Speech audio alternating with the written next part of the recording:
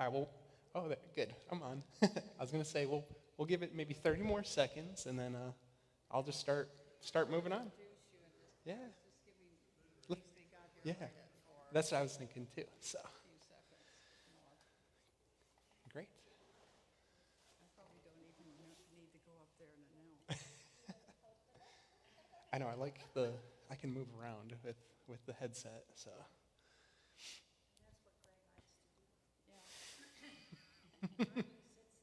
Yeah, I'm ready to talk compost.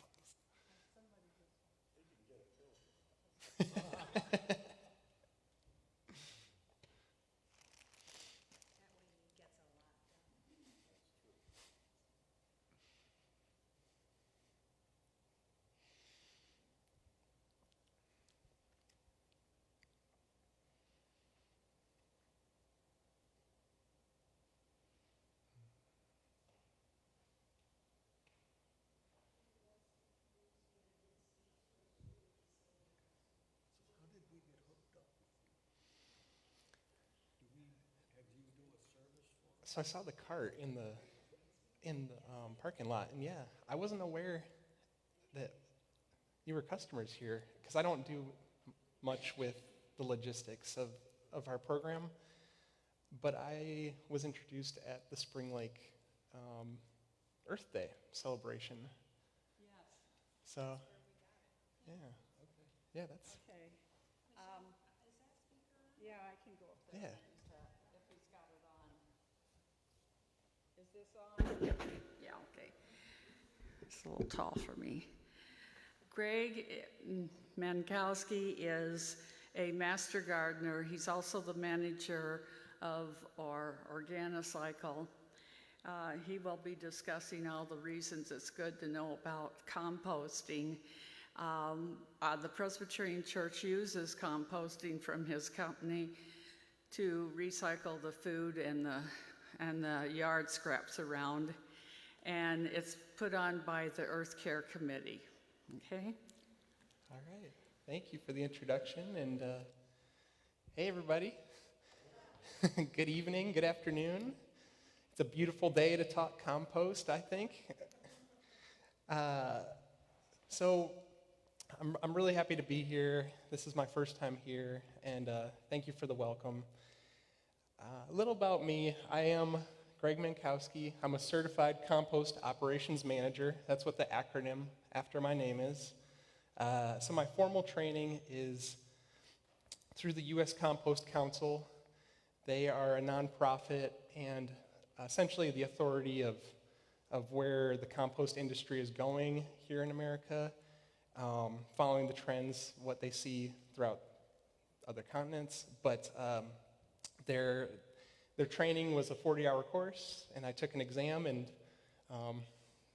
here we are now. It's been about an 8-year journey, and I started slow. It started as a hobby, but it became, I guess, sort of my lifestyle, and it turned into a career. So, I guess we can click on to this next one here. All right. So just a little bit more about me. This left top corner, that's our rabbit Nemo, my wife and I, our first pet rabbit, in the compost pile with our little troll there. But the reason I show that is because this is my first compost pile that I built. It was very basic. I threw in coffee grounds, basically just simple produce. Nothing too complex, just the tops of beets, banana peels, apple cores, but it all started with just coffee grounds. And it was mainly because I saw it just going into the trash bin in the plastic bag, and it just didn't feel right to do that. And I really don't have a huge gardening background, but I was drawn into the environment I was creating by throwing my coffee grounds and produce scraps. I could see that area. It was attracting new life, insects, the rabbit, other critters, and to me, it just something clicked inside me, and I wanted to follow up, learn more, and do my own research. That led me, after about a year of the hobby, to join a nonprofit called Urban Roots. And I saw a yard sign in Grand Rapids that said bicycle-powered compost program. And I was just like, where is this? I need to know.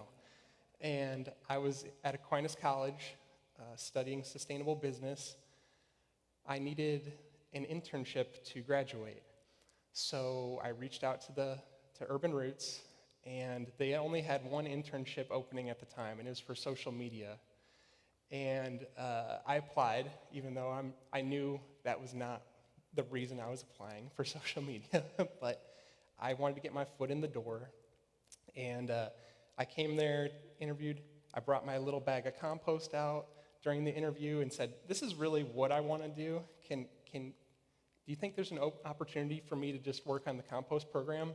And then we were off to the races, and I instantly became the lead coordinator, which I would collect buckets of food scraps from the participating households. We did it by bike for a while. We outgrew the bike as we grew as a program. And it was just a really great experience working for Urban Roots. That was about a 3.5-year go. Sadly, due to the pandemic, the nonprofit just didn't prosper enough to keep going. But during that time, I learned how to compost from the small little backyard corner 3x3 space into these big, longer piles that in our industry we called windrows.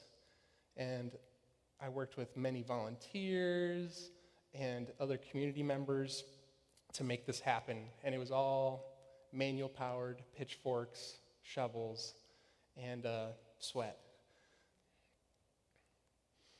This is what I do now. So I don't do the collections anymore. I don't drive the truck.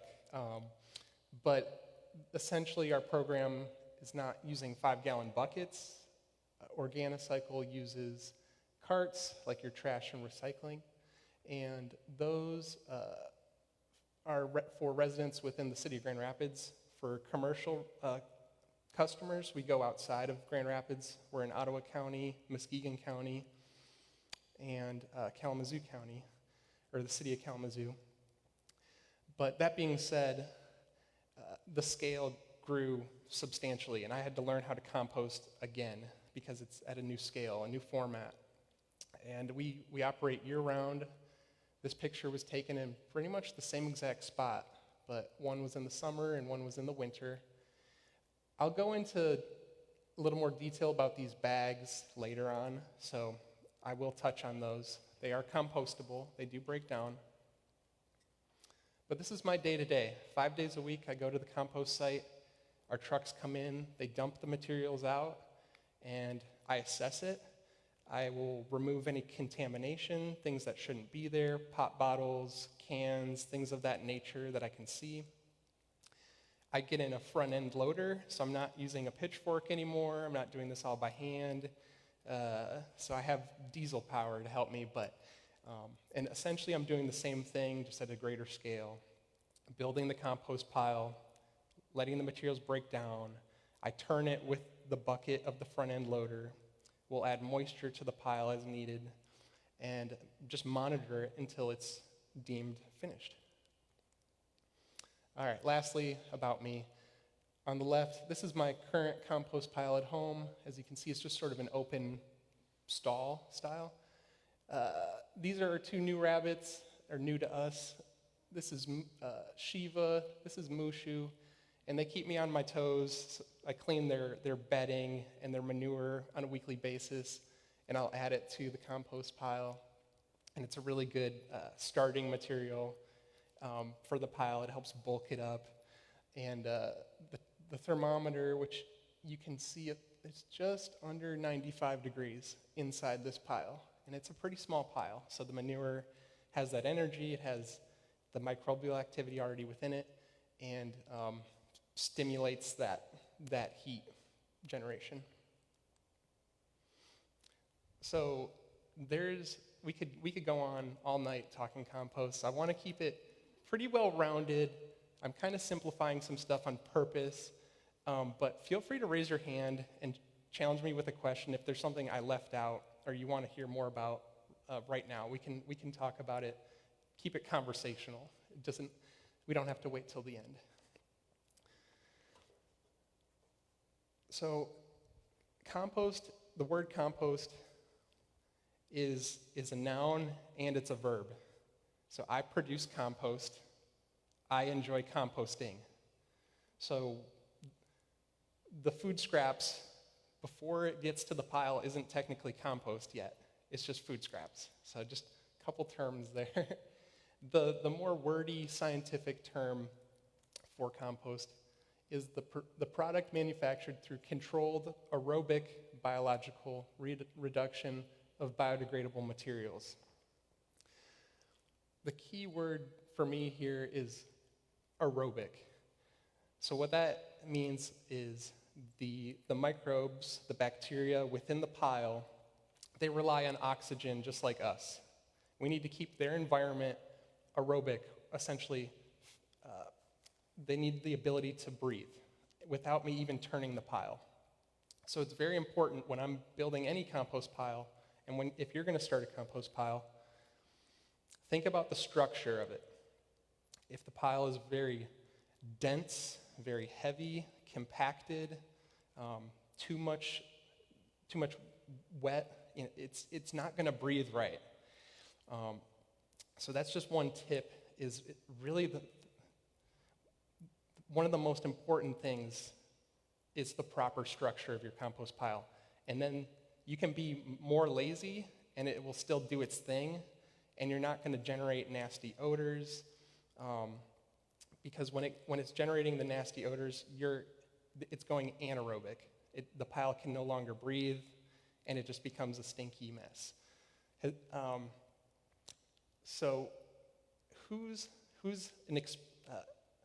hasn't composted ever before? A few? Who would say they're an experienced composter or gardener? All right. And then in the middle, you're just getting your toes wet. Yeah. So the internet is a great place for information, but it is overwhelming when it comes to compost information. There's a lot of sometimes contradictory statements out there. If you're looking at a blog versus something more scientific, it just gets too wordy. So my basic recommendation is just start really simple. Start slow. I have a few references here that I'm just going to pass around. These are my top 2 books that you can find at the library as a reference. I prefer books, so here, would you mind passing those around, please?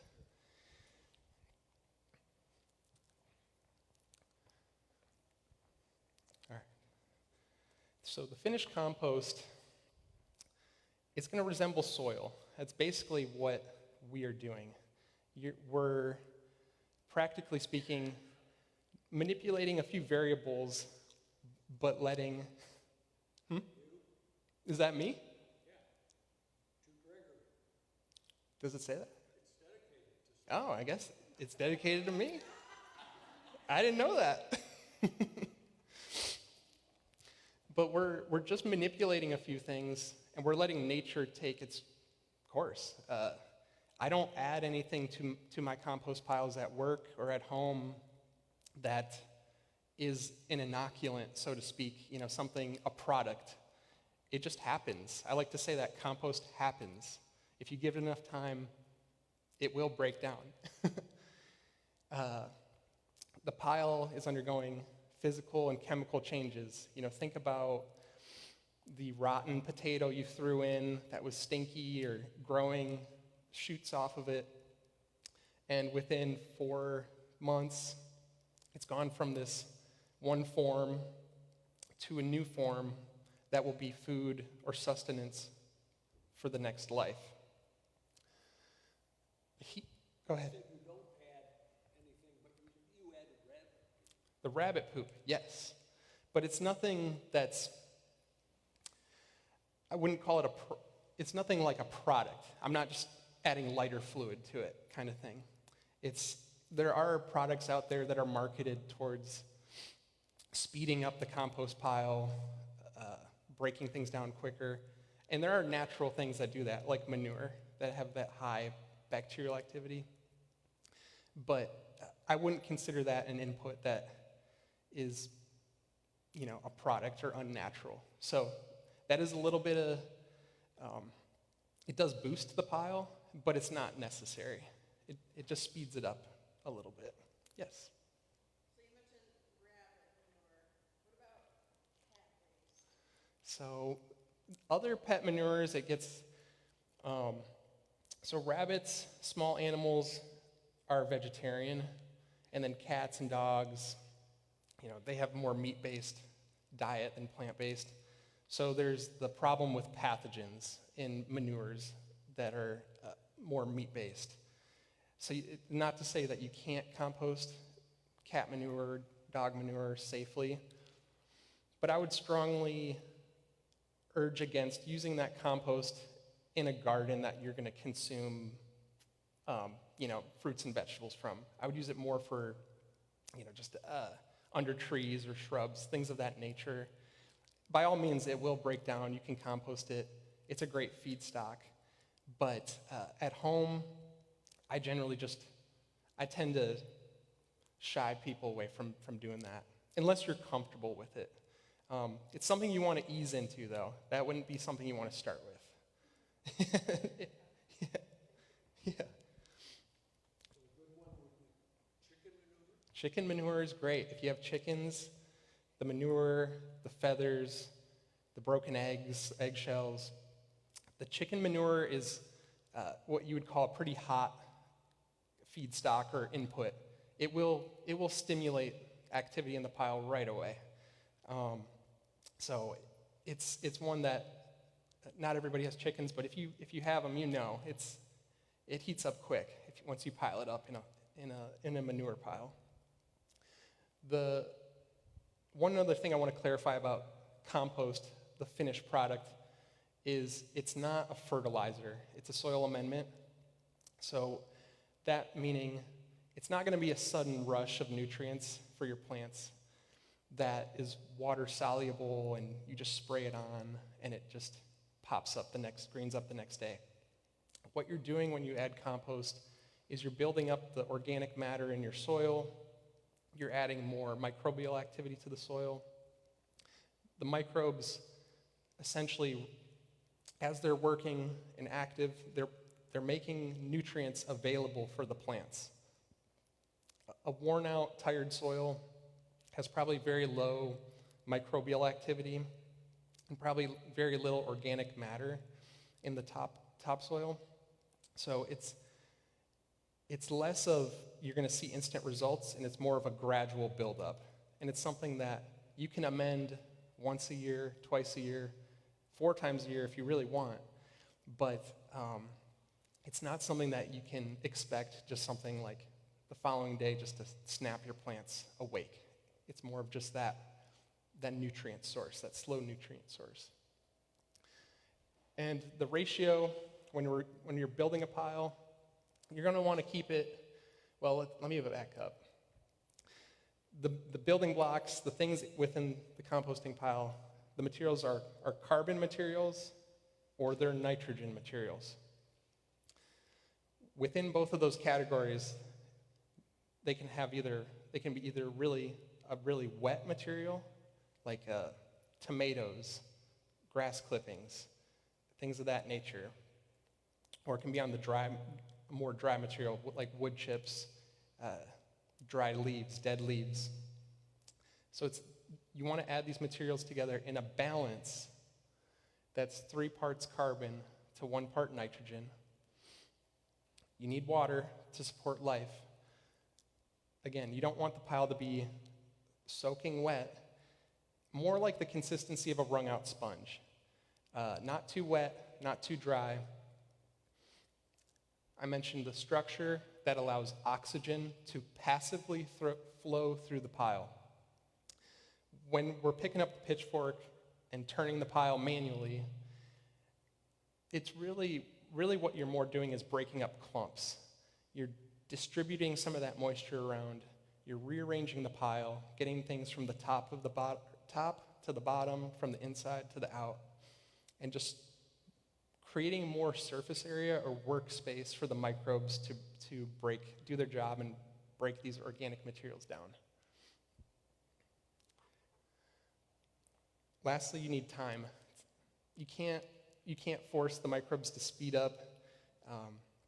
They just have to do their work, and it takes a good season or two for really you to see those results. So even if you're the most diligent composter, you're out there every day turning, I would say if you started a pile in the spring, it would probably look like finished compost in the fall, and then you could apply it the following spring.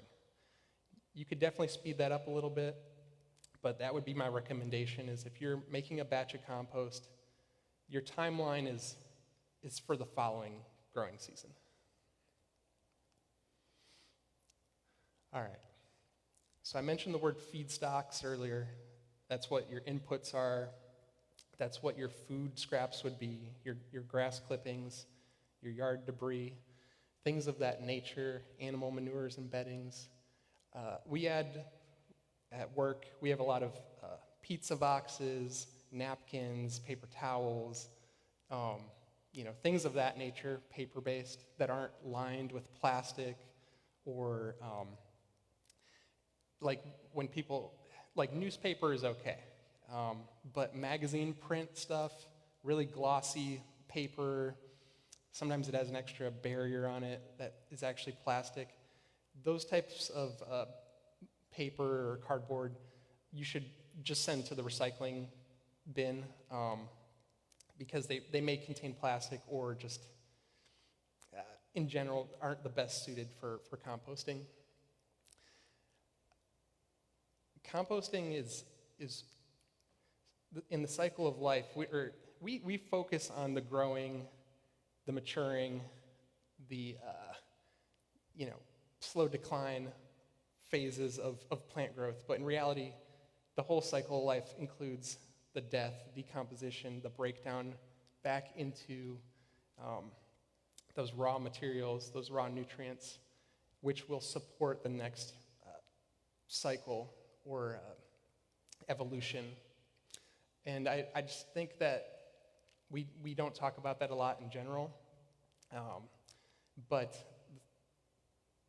we depend on our soils so much to survive, and without living soil, we aren't going to be healthy, and our communities are going to be less healthy, and we want to keep as much food as we can out of the landfill, because those are resources, and we don't get them back when they go to the landfill. Like I said earlier, this is a natural process. I'm just manipulating some of the variables to enable it to maybe be a little more effective and efficient. But ultimately, I'm feeding the pile. It's doing its thing, and I give it time, and I just stand back and let it happen. The pile, it's a habitat to things that you can't see mostly. In 1 tablespoon of compost, there are more microorganisms than there are on people on Earth, and all that life within the palm of your hand. It's just something to think about. How they're dictating a lot within us. I'm trying to restore how we value compost, especially with young people, because it enriches our soils, which enriches our lives. All right, we're getting into the feedstocks now, so the things that you're going to throw into the pile. Carbon materials, 3 parts at the very least. I would recommend even doubling down, adding more carbon than you need to. The carbon are stable materials. If you have a pile of leaves, they're not going to create an offensive odor. A pile of wood chips, it's probably not going to smell too bad. A stack of cardboard, it's pretty stable for a long time. Those things are generally brown. You can compost anything that was grown. People ask me, what is like an eggshell? Where does that fall in carbon or nitrogen? I would say it's sort of in the middle. It's just a load of calcium. It's just a micronutrient, so it wouldn't fall into either category. Eggshells are one you can get away with throwing a ton of eggshells into your pile, and it's not going to throw off the balance. Now, let's say we flipped the carbon-nitrogen ratio, and we did 3 parts nitrogen and 1 part carbon. Well, I'll tell you what happens. It's going to be a stinky pile, and you're going to be able to smell it from the sidewalk, probably, depending on how big it is. And my first day at Urban Roots, that's exactly what I did. I came back to work the next day. It was a humid day, and yeah, I could smell it walking into the building from out back because it was just this dense mass of food scraps. I put a little bit of hay on top, maybe put a little hay underneath, called it good. And I learned real quick that carbon matters, and to stockpile carbon matters. So this is the perfect time of year. Leaves are starting to finally fall down. They're getting blown down right now. That you can hold on to leaves in the bags or make a big pile, and that will be your carbon feedstock for a very long time. If you have an abundance of tree waste, you can grind that up, store that for a while. But the most important thing is when you're building your pile, start slow and start with a lot of carbon. The nitrogen sources, we can get into the weeds with that. I mean, anything you could eat, whether it's moldy, that's A-okay to throw it in the pile. Sometimes people ask about citrus. There's no problems throwing in some citrus in the pile. We're not going to talk about worms or vermicomposting tonight a whole lot. They are more sensitive to citrus and things of that nature, so I can't speak to a whole lot of that, but in my field, the only thing I wouldn't recommend at home are your cooked foods, your animal products, so meats, cheese, things of that nature. For one thing, it's putrescible. It could smell right away. But mainly, the scavengers are opportunistic, and they can smell that chicken bone through the pile, and they'll go digging for it. They'll try pretty hard to find it. And if your pile isn't fully contained, you're going to create a mess. Your neighbors might be unhappy with you. So just do the right thing, do the good thing, and I wouldn't recommend starting with that. Now you can work your way up as you become more experienced and more comfortable. Same with like the other pet wastes, but in the beginning, just very simple. Pick a few things. For me, it was the coffee grounds. I had a French press, and quite literally, I would just open my back door and just dump it out into the same spot. And that's kind of what spawned all this. And then I'm like, well, I don't like it over there. Let's put it over there. And we'll start intentionally starting to make a compost pile. So for me, it was just a very slow start. But once you build your confidence and you see that everything's going okay, then you can start incorporating banana peels, apple cores, potato skins, things of that nature. All right, I'm moving along here. Does anybody have any questions? 100%, yeah. Mm-hmm. The more you chop things up, the more surface area you give it, the faster it'll break down. So one of my favorite tools is a flat shovel or a spade shovel, because you can just chop stuff right in half, squash or whatever, apples. It's very satisfying to chop. But yeah, absolutely. Sometimes people ask about black walnut. I wouldn't recommend adding all the black walnut and husks. There is a chemical in there that I think doesn't benefit plant growth. And I can't speak to what the chemical is per se, but I've been warned to not add that in high concentrations. At the scale where I work, it's just a drop in the bucket, so it would be okay. But in your backyard, don't go raking up all the walnuts and put them in a big pile.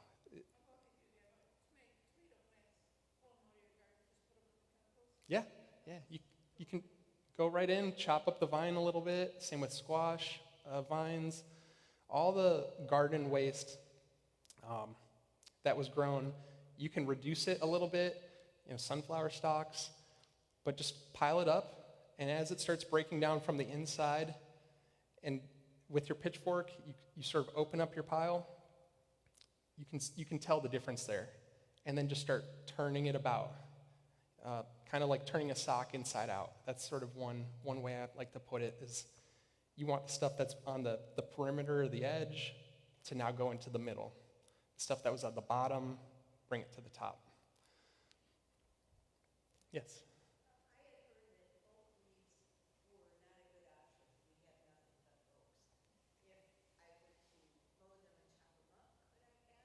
Yeah, definitely. Yeah.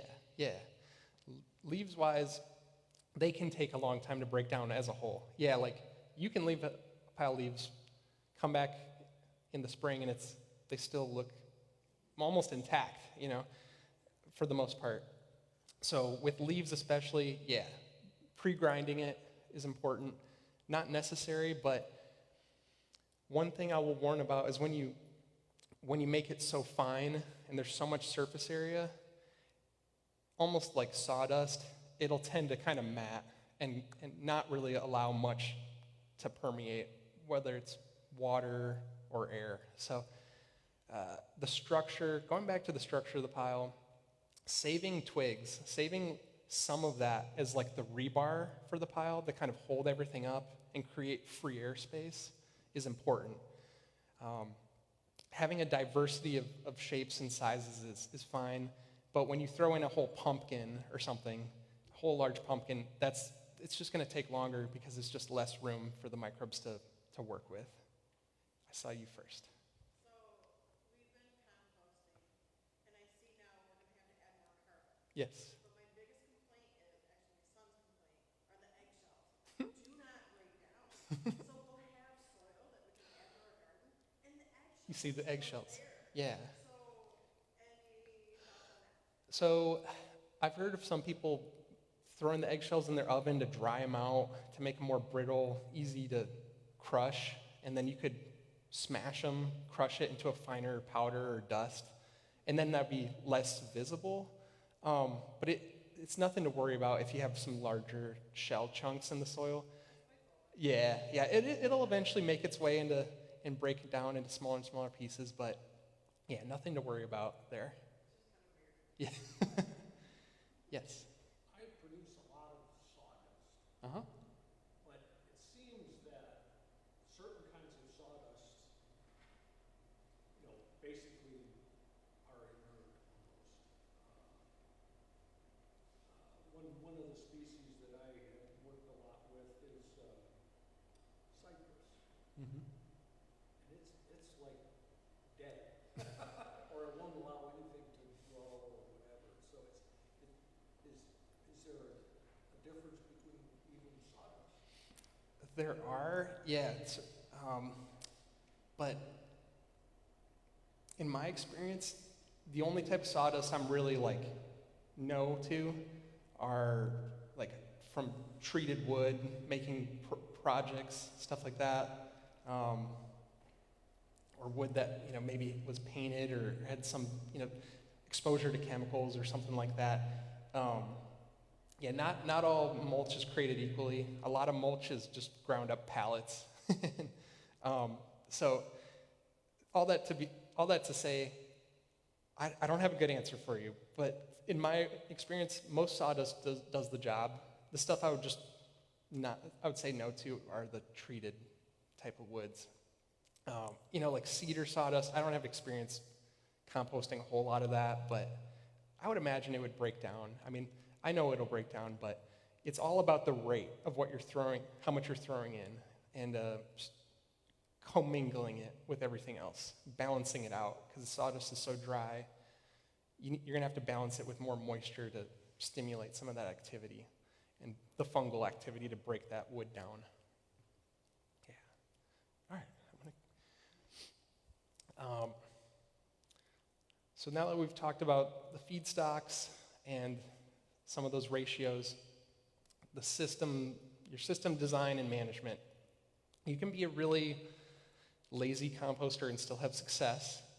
You just might have to set reasonable expectations for what you're doing, how much compost you're going to make, but even a lazy composter will yield finished compost. If you're more diligent, if you want to get out there weekly or even more frequently than that, well, you're probably just more committed to collecting food scraps in your kitchen. It's more part of your lifestyle, and maybe you just have more materials from your garden that are just constantly needing to be turned over. My experience, I've tried all these three examples. So the one on the left is just a very DIY compost stall or bay system. Just pallets that we got for free behind, or Ace Hardware gave it to us. And we just some screws, very simple, put it together. The tumbler composter in the middle, I have one of those. It's not my favorite way to compost, but for some folks who don't have a very large yard, or this is more their comfort zone, it works. But there are limitations to it. The one pictured it has two sides to it. So one side you'd be filling, and as that fills up, the other side is sort of breaking down and finishing up. So there's kind of this like disconnect there. It's not one continuous batch. It's batch A and batch B. The thing my tumbler is a little different. It's actually a barrel that it flips more like vertically than on its side like that. And my system, it can get kind of heavy to flip it and turn it like that. And I found that it's not the most effective to even turn it. I still have to go in there and sort of stir it up because things just sort of settle and just stick there. And lastly, one, I guess, thing that's not my favorite about the tumblers are it's fully contained, so there's not a lot of access to moving air in there. And when you open it up, sometimes you get some fruit flies and stuff just kind of coming out at you. And so that's just sort of my take on that one. But for some people, it is really easy. They'll have a crank where you can just sort of rotate it like that. And if that's, kind of your scale you're working with, it works out great. And then finally, the one on the right, that's like the one I grew up with at my parents' house. My dad would just throw like grass clippings in there twice a year. He was a pretty lazy composter. He didn't do a whole lot with it. But I'm more used to seeing that one. And again, I'm not a huge fan of it being fully contained. My style is a little more open. But for people who live in a city or have neighbors that are maybe more sensitive to this activity, the contained bins, the two on the right, are probably the route you want to go. They're going to keep animals out the best. They're just kind of out of sight, out of mind, for neighbors. But on the far right one, you still have to get in there and dig with a pitchfork and, flip the lid. There's nothing wrong with it, but I'm biased, and I just like the open pile method. It's just easier for me to work around with my pitchfork, and you get a little more sense of what's going on, because you can see the entire pile versus stuff that's kind of hidden in the base of that one. Nonetheless, whatever method or process you choose to go with, you really only need a couple basic tools. A pitchfork or a spade fork are basically it. The flat shovel, the spade shovel, that's kind of your bonus tool if you like chopping stuff. It's not necessary. The pitchforks work the best. You need the tines, like little fingers, and they get into the pile, and you can scoop with it. You can pick things up easily with it, and I didn't bring my favorite pitchfork. I thought you would know what a pitchfork looks like, but I do have my tool at home, and that's my go-to. The important thing when you're selecting this is probably the location, probably the most important thing, because like everything, if it's out of the way, you're not going to go do it. If it's like in the shaded, dark corner of your yard where you don't really see it a whole lot, you might just forget about it. And composting really is a habit. I said it's a lifestyle kind of, but it is a new habit. Like if you are going to start actively composting your food scraps from your kitchen and garden, you have to like mentally, do this kind of chore every week or every other week. And if it's inconvenient for you, you're probably just going to let it go and be that lazy composter, and that's okay too. But the best place would probably be, a sunnier area. Shady is fine too, but somewhere adjacent to the garden or adjacent to your back porch or back door, somewhere where you can make your little deposit and just get right back into whatever you're doing. Yes? Are you going to get into how you do the outdoor open one in winter? Yeah, I can touch on that in a little bit. Definitely. I talked about saving leaves already and other carbon materials, so you can stockpile it right next to your system, and then every time you add your coffee grounds, you just grab a scoop of leaves, you cover it up, you're done. You don't have to turn your compost pile every time. You can get away with turning your pile once a month, every other week, but know that the things that are scattered on the top of the pile, if they're not within the core of it or in the center, they're going to break down at a slower rate. So just going back to when you're turning it, you're really commingling everything again. You're bringing from the top to the bottom, inside to the out. So just keep that in mind. The stuff that's resting on the surface isn't going to do a great job breaking down. I'll briefly touch on this, but collecting materials in your kitchen, generally people think that's kind of weird, gross, it's countertop strange.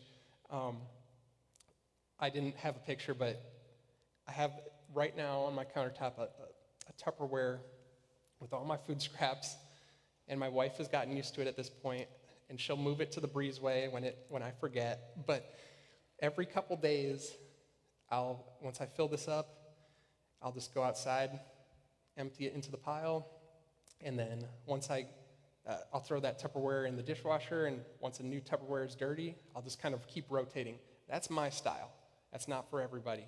They make countertop bins that are sleek. They have a carbon little filter on them. Get a little fancy. You can go that route too. You can find them on Amazon all day long.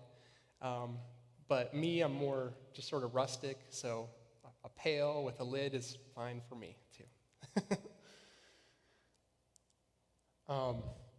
Okay, the lasagna method. Does anybody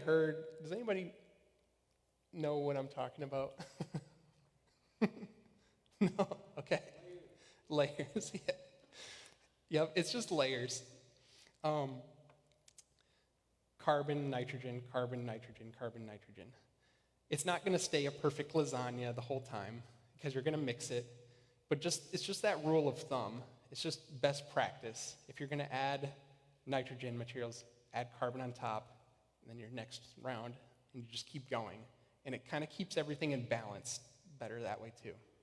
So, no cheese layer, no animal products. Pasta's okay, and the sauce is okay, but no cheese. But I think that's just the easiest way to tell you all how to get started is just keep it as simple as possible. Just layer 1, layer 2, layer 3, layer 4, turn it, and then as things break down, the entire pile is losing volume too. Most of your food scraps are just water. Fruits and vegetables, it's almost all water. So it's gonna evaporate, it's gonna be absorbed by the microbes. So your pile is gonna trend down, and every time you add to it, it'll go back up a little bit, it'll trend down. As you turn it, it'll fluff up. Over time, it'll settle back down. So it's quite amazing, actually, at work, how much gets dumped and gets broken down in the pile, and it just sort of magically, it just disappears. And that's part of the magic for me is that transformation, that change. Very simply, you want your pile consistency to be a wrung-out sponge, not too dry, not too wet. Moisture is found in your food scraps. That is one moisture source. You can add water from the hose. You can collect water in a bucket off of your gutters. You didn't finish that drink last night, just pour it into the pile. It won't care. The coffee or tea, wine, soda, it doesn't really matter. As long as it's water, the pile will like it, and it's gonna stimulate it. The microbes, they can't walk, they swim, so they depend on the moisture not just to survive, but to move around per se within the pile. And if the pile continues to dry out, the activities will slow down and the breakdown will stop, essentially. So, and on the flip side, if it's too wet, it's going to be a stinky mess. It technically is breaking down, but it's very unpleasant. So, when a pile does come too wet, turning it is your best correction for that. Getting your pitchfork, stirring it up, distributing the moisture around, spreading it out, and it's much easier to dry out a wet pile than it is to re-wet a dry pile. So as long as you keep that kind of consistent moisture going throughout, you should be okay. Really, anytime you if you just add a sprinkle from the watering can, that's enough moisture. You don't need to go crazy with it. It's a little goes a long way. Okay, so how do you judge wet and dry? Well, that's come with some experience, but it's really, so you could physically do a test, hold it in your hand. You don't really want to do that with all the nastiness, kind of going on. So it's really more of just using your eyes and your nose too. Your nose will tell you if it's too wet. It's gonna stink. That's the main indicator. But really, the field test, the way I learned is if you squeeze it, and I'm talking the finished compost, and it kind of is muddy and there's water running through your hand, that's too wet.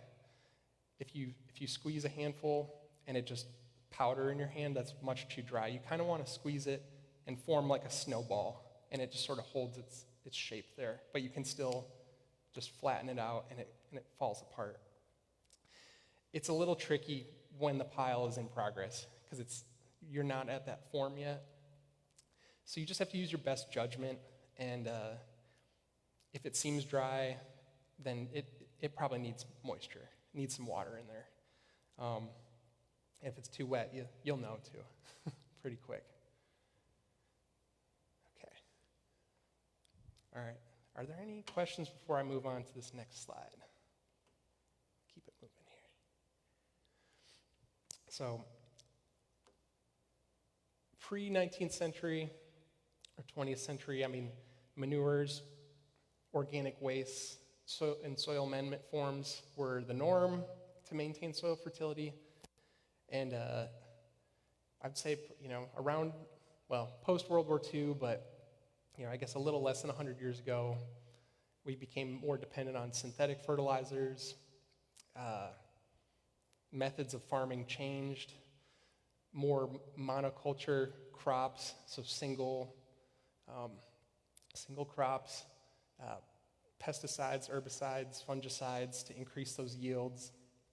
And the natural way wasn't lost, but it had gone to the back burner. I think it's crucial for us to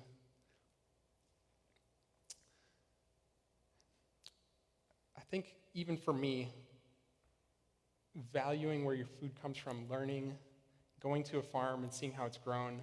There are a lot of people who don't have that opportunity. Folks who live in the city where they may live in a food desert, where convenience stores are their source for food, or food product, I should say. And so I'm kind of going off topic here, but it's more instilling the value of soil and cycling our food scraps. I think is going to be so important for future generations to come,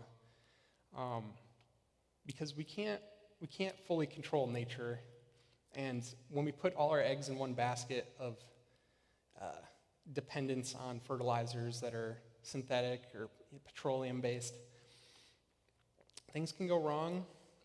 And if we were to stick with a living soil method, a more natural nutrient source, the crops are going to have a better chance of success. And that's from all the benefits that compost provides. Soil loves compost. It's a soil, it's an amendment. It's like a conditioner for your soil. And fertilizers are just this rush of nutrients that the plants may not be ready to uptake all of it at that given time. It pollutes the streams and rivers with excess runoff. There's toxicity, issues with certain pesticides, as we well know. And in general, in my opinion, my anecdote is the compost, it really draws biodiversity to that area where you apply it. It's quite incredible. I had a compost pile that I started last year, and I kind of gave up on it this spring to start a new one. And this is in my backyard. The pile that I sort of abandoned or just left, all of the squash, winter squash, seeds just started to pop up, and that became my new garden, my volunteer garden. And I don't really have a big gardening background. My parents did it some, but that means everything to me, to see the pile just doing all the work for me. I watered it twice this summer, and it continues to grow.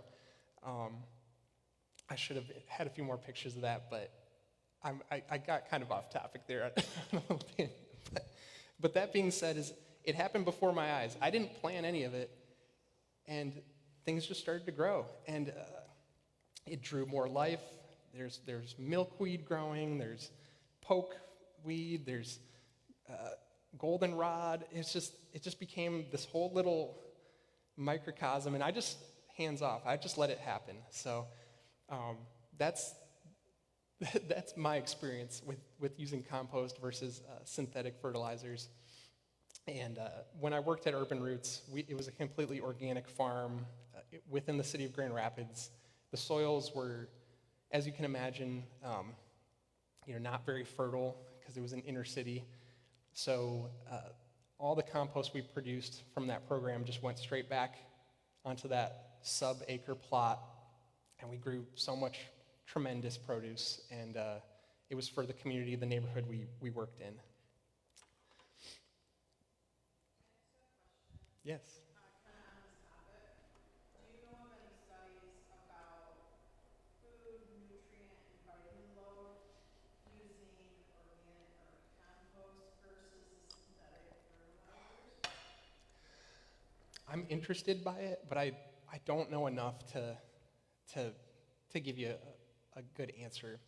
It's more anecdotal for me, just what I've seen, what I've tasted. I mean, like for example, just like strawberries that you grew in your front yard and you use compost to grow them.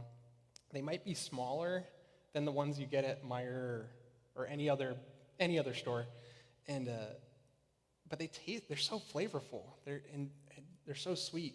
Sometimes the fruit is just so big it doesn't feel, there's not much flavor going on. And I've been told that our vitamin and nutrient load in our food is less than it used to be. I would tend to agree with that, but I don't have the evidence or to back it up. But just knowing what I like, I would prefer the organic homegrown strawberry all day. So, yeah, I feel better when I eat that way too. Yes. I made soil, had a couple buckets of sand and mixed that stuff into it, now I have soil. If you mix sand into your compost, you would have a soil blend. You'd be making your own soil blend. So, yeah, because compost isn't technically soil itself. It's not dirt either. With Organicycle, we sell our compost bulk just as is, just the compost. And we let the customer blend it to their own specification. Mostly we're limited by equipment. We just don't have the tools to do that right now. But for different applications, you require a different type of blend. Maybe more sand, maybe peat. You don't want to grow in straight compost. Like if you're filling a pot and you're going to put a tomato in there, I would say at the most like a third of the pot is compost. And you really want to stir it up. You can still top dress and throw compost on top as a layer, but I don't recommend growing in just straight compost if you're going to fill pots. But blending it is always the thing. Yeah. Okay, so there's a lot of words here. I'm not going to read all of this, but in this graph, first let me plug the U.S. Compost Council. So that's who certified me. You can find their website. It's compostingcouncil.org. But all this information plus a lot more is there. And so if you don't find the book at the library, this is the one website I would recommend as the go-to reference for information. But right there it lists the physical, chemical, and biological benefits of adding compost. Most people, when I talk about it, I say reduces soil erosion. I say the physical characteristics, retains moisture better, improves soil structure. But the biological, you're adding organic matter, and it in turn increases the plant survival and growth, and many other facets. So I just think it's important to note this, that the compost, it does all the things, and it's not maybe as instant or quick as fertilizer, but it will get there as long as you just keep amending and keep maintaining your soil. And on the right, we just talked about blending a little bit for raised beds or pots. Top dressing, that's where you just sprinkle a thin layer. You can do that in your grass or on top of your garden bed. I recommend maybe a 1/4 inch to a 1/2 inch annually. You can do a little more than that if you want, but that's probably all you need. And it's also a growing media component. I want to touch on this real quick. It doesn't have to do with making compost at all, but it is a thing that is becoming more ubiquitous in our culture.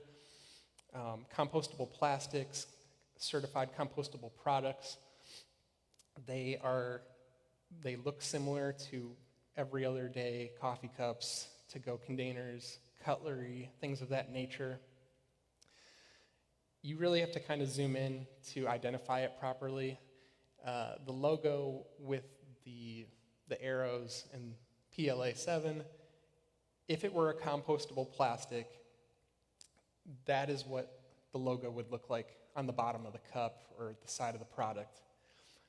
Now that looks just like every other recycling thing, and so it creates a lot of confusion for everyday people, including myself, because when I'm at the site and I see these cups come in, and if I don't recognize this brand, I have to pick it up, really look close, and look for that logo to know that it is indeed designed to break down in the compost pile and leave no trace. The problem is when you get to... The issue is, it's kind of the cart before the horse a little bit. If there's no infrastructure or program like Organicycle to take these compostable products and properly break them down, they're going to go to the landfill anyway and just basically respond the same way a normal plastic would in the landfill. So there's really no net gain of using these products or purchasing them unless they're going to the proper destination, the compost site. There's really no place for them in your home bin either. They just won't break down. They need the proper heat and moisture of a very big pile, something with what we say is a critical mass, or a pile that's large enough to hold its own heat and self-insulate, basically. The microbial activity can grow the temperature within that pile to 160 degrees easily. And between 131 and 160 degrees Fahrenheit is the window of where these products break down effectively. Otherwise, it's just contamination, basically. It's worth mentioning just because as more and more of these become popular, you'll see them, and I don't want you to throw it in your recycle bin because they don't appreciate that either. Because they can't do anything with this type of plastic. It's not meant for that system. The PLA stands for polylactic acid. And they really do break down in our piles. Here, let me go back real quick. I said I was going to go back to this, I think. So these green bags down there too, these are all PLA certified compostable liners. So mainly our company, we don't provide them, but we recommend them for the carts because it takes the ick factor out of the program quite a bit. The problem is what's in the bag. I'm not going to empty every single bag and look, for trash and whatnot, but they really do disappear.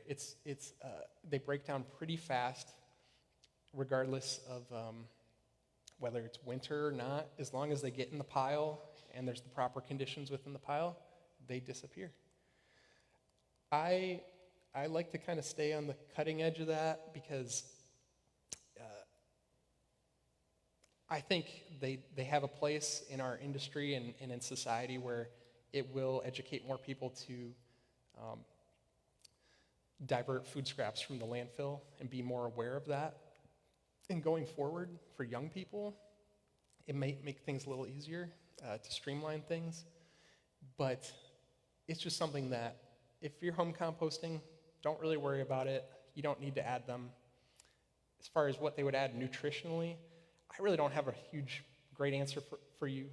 It's more about they add biomass to your pile versus nutrients, like fruits and vegetables would. So be a compost ambassador in your community, whether it's a community garden at church, at school, or in your neighborhood. The compost pile is a necessary piece of that project, and it's really a healthy activity to do. I mean, it's not just healthy physically, but mentally. It gets you outside, it gets you moving, it gets you talking to people. It gets you to observe and just sort of slow down in your busy day to day.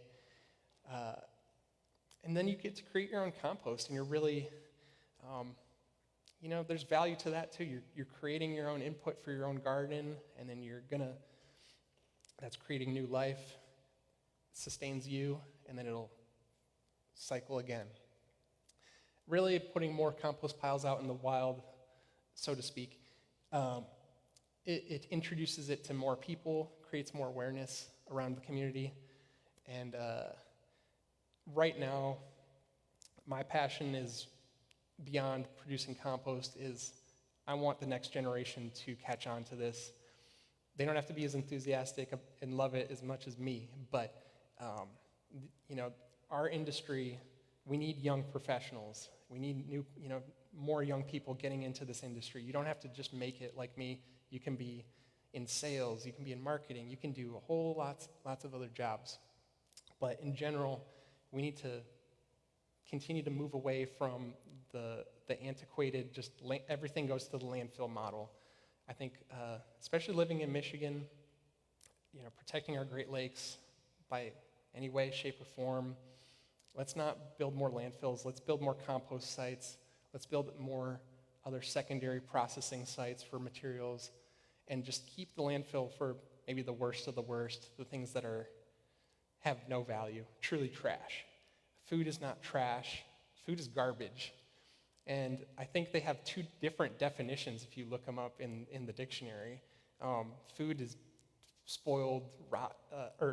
garbage is spoiled, rotten food. Trash is useless items. And that's like the AI version in my head right now. But they do have different definitions. And so reassessing what you're throwing away, assigning new value to it for the next generation is we're going to be set up for success. My wife is a high school teacher, and Organicycle has partnered with her school to trial service, and it's a student-led endeavor. And for school, there's so many barriers for everything. It all comes down to cost. And we're introducing this at no cost and trying to build the blueprint for how district-wide more schools can do this, because it's not that hard, and they might save money in the long run with, food waste is really heavy.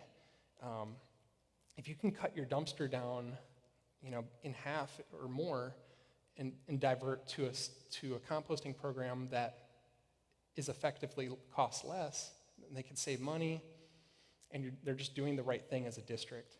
So I'm really passionate about that right now, and I'm really happy with the work Organicycle is doing with GRPS, and hopefully more schools out here soon. I'm going to kind of leave it at that, because we can talk for a long time, but I want to hear more questions, and we can just also socialize after and just enjoy the rest of the evening. But I just want to, go ahead. Yeah.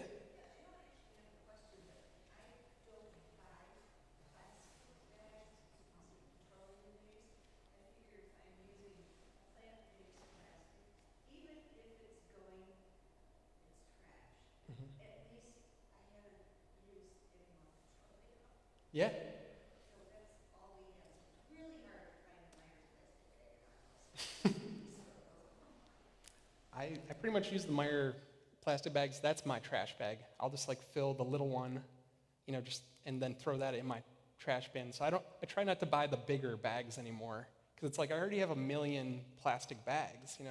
Why pay for another plastic bag? You gotta be able to say, no, I don't want that. True.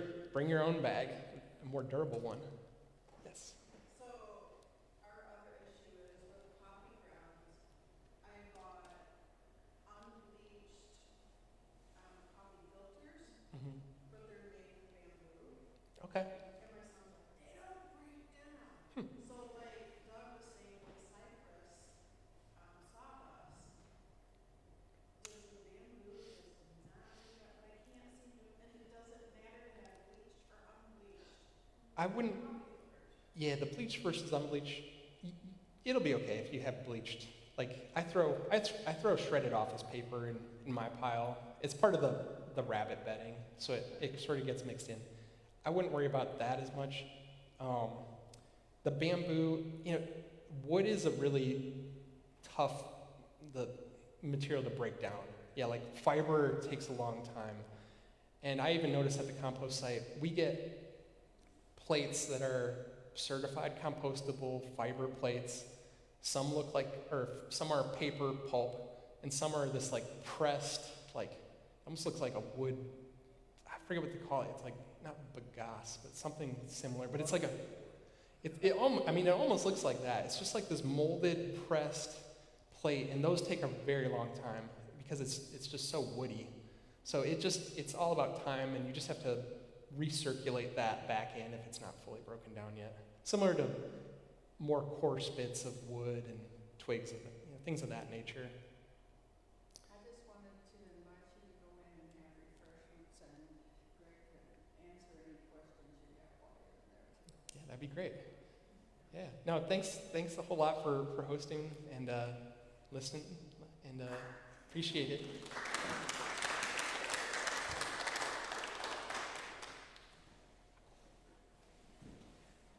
Just